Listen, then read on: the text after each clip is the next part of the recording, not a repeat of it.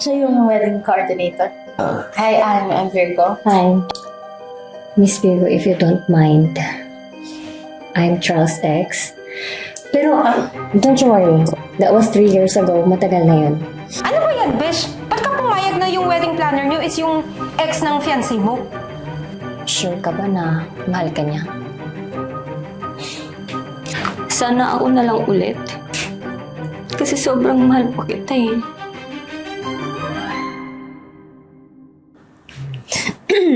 Love, kakasal na tayo. Sure ka na ba talaga sa akin?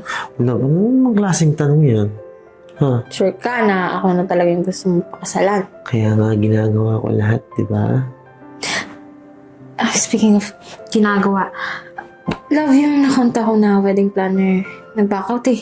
Nagkasakit yung nanay niya, hindi niya maasikaso yung kasal natin. Baka naman may kakilala ka kasi wala na talaga akong mahanap. Pagod na yung utak mo.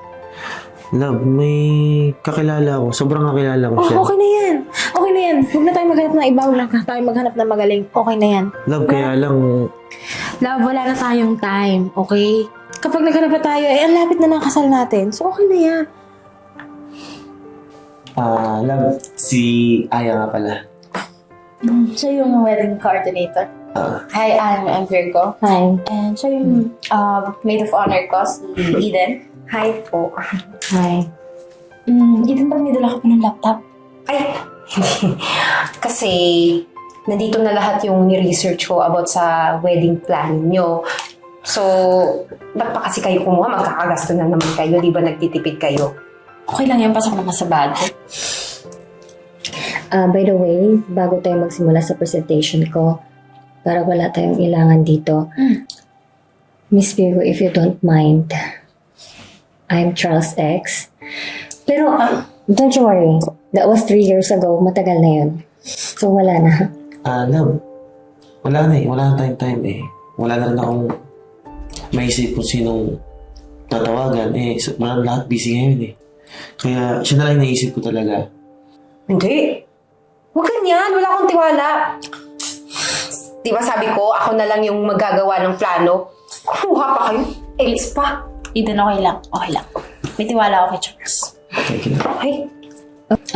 By the way, may preferred theme na ba kayo? Color ng motif niyo? Reception? Actually, wala pa eh. Okay, Charles, okay lang ba na yung mga plans natin dati para sa kasal natin, gamitin ko dito? Aya. Tingin ko, mas ako yun. Ay, hindi. Wait lang.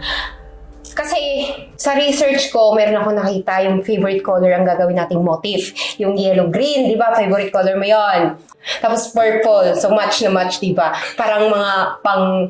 Alam mo yun, yung pang nature. Yung nakaka-fresh. Yellow, green, tsaka purple. Oo. Kasal namin. Miss Aya, baka may mas maganda kang idea. So, let's proceed. So, ito yung proposal ko. So, mas bagay kasi sa inyo yung earth colors, yung nude colors. So, ito, nude with touch of gold. Di ba, Charles? Yun yung natin dati. Ganda, di ba? Wait lang. Meron din ako eh. Actually, nakausap ko na si Kapitan. Nakapapirma na kami kay Mayor. Sasaraduhan yung 2 kalsada doon. May harang na. Yung kasal na lang, reception, yung hinihintay. Sa kasal namin, kalsada. Oo. Di ba minimalist? Titipid.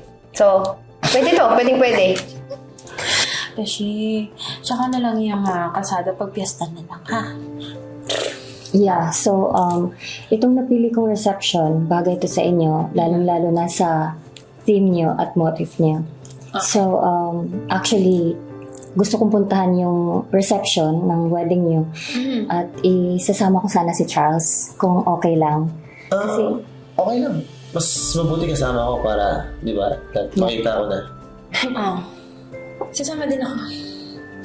ay sorry, 2-seater lang kasi yung car ko, kaya kami lang dapat. Okay lang, may sasakyan ako. Love, magpahinga ka na. Alam ko naman na pagod na pagod ka, di ba? Tay, kaya ko. Love, kung mamaya magkasakit ka pa, malapit na kasal natin. At saka, mahirap ang parking doon. Okay. Wait lang, wait. May mas maganda pa akong idea. Hindi ko pa nasabi. Mas bongga to. Sige, ano yan? Palitan natin yung wedding planner. What? Ano ba yan, Besh? Ba't ka pumayag na yung wedding planner nyo is yung ex ng fiancé mo? Di ko alam. Kanina ka lang din nalaman. Ano ka ba? Sa tingin mo papayag ako? Wala akong magagawa. Malapit na yung kasal namin. Kung hahanap pa ako, wala na kaming time. Meron pang time. Marami dyan, no? Tsaka, yan pa talaga yung pinili. Alam namang may posibilidad na pwede kang magkabalikan. Tignan mo naman yung hilat siya ng babaeng yun. Parang hindi pa naka-move on sa fiancé mo. Hayaan mo na. Kasi kung i-open ko pa yun kay Charles, baka pag-awayan pa namin yun. Isipin niya, wala akong tiwala sa kanya ikakasal na kami. Ayan. Ika nga sa palabas, ang buhay ay parang isang malaking kyapo. Pag tatanga-tanga ka, maaagawan ka. Kaya lumaban ka. O, paglaban mo yun. Alam mo, ikaw kakapanood mo yan ng mga movie. Wala akong problema. May tiwala ako kay Charles. Miss Aya. Regarding pala dun sa mga pinakita mo sa akin, meron sana akong gustong baguhin. Konti lang naman. Ay, sorry, pero na-approve na yun ni Charles at saka mahirap na i-revise yun. And, by the way, ito palang itong sa motif nyo, final na to, di ba?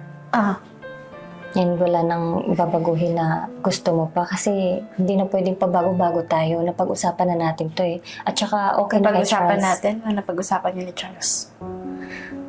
Well, still. Okay. Okay. Miss Virgo, Yes. may tatanong na sana ako. Okay.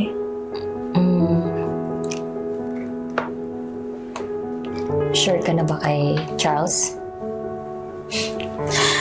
Bakit mo naman natanong yan? Siyempre. Kakasal na nga kami, di ba? Okay, sure ka ba na mahal ka niya? Papakasalan niya ako, di ba? So sure ako na mahal niya ako. Miss Virgo, I don't mean to offend you, pero... Hindi. Okay lang. Naintindihan ko kung ba't mo tinatanong yan. Kasi, di ba, hindi natuloy yung kasal niyo. Nabanggit naman niya sa akin na niloko mo siya. Oo, niloko ko siya, pero pinagsisihan ko yun. At saka, sana hindi ako nagloko dati. Kasi dapat kami ay ikakasal, hindi kayo. I think it's too late para sabihin mo yan kasi hindi ka na niya mahal. At ikakasal na kami. Bakit? May feelings ka pa ba sa fiancé ko? Do you think mahal na mahal ka ni Charles? And do you think 100% yung pagmamahal ni Charles sa'yo? Ano bang gusto mong palabasin? Huwag kang ma-offend. I'm just concerned, okay? Kasi babae din ako. Babae ka din. Kaya, yeah. Siguro naman yung fact na ikakasal kami, dun pa lang gets mo na mahal niya ako. At wala siyang doubts doon. So, kung wala na tayong dapat pag-usapan, makakalis ka na. You may go.